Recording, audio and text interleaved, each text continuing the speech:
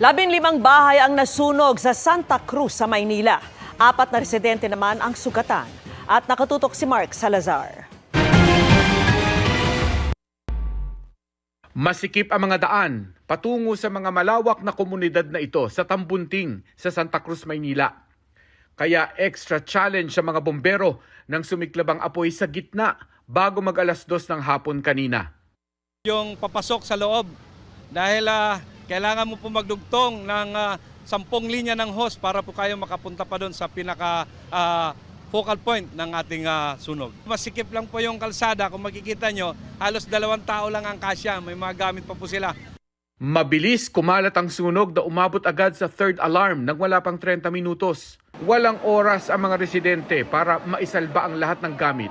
Kaya ang pinakaunang mabubuhat na mahalaga sa kanila ang kanilang isinalba. May kapatid akong na-stroke, natakot po siya, nanginig, na nervyos. Ano nangyari?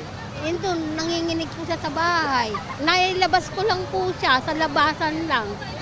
Hindi po kasi kaya niyang lumakad.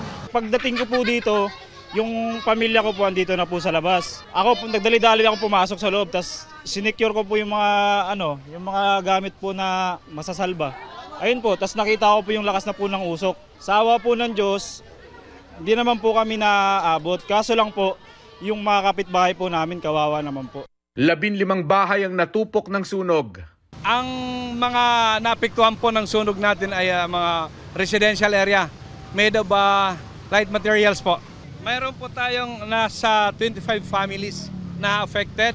Ang estimated damages po natin ay nasa 150,000 na more or less. Mas maganda po ba yung nananakawa kaysa nasusunugan? Kasi po yung nasusunugan, simot lahat po. Kawawa po yung mga taong nasunugan. Ang hirap ng buhay. Idineklarang fire out ang sunog bago mag-alas 3 ng hapon. Pero hindi pa agad malalaman ang dahilan ng sunog. Ayan po ang kasalukuyan imbestigahan ng ating arson investigators sa ngayon.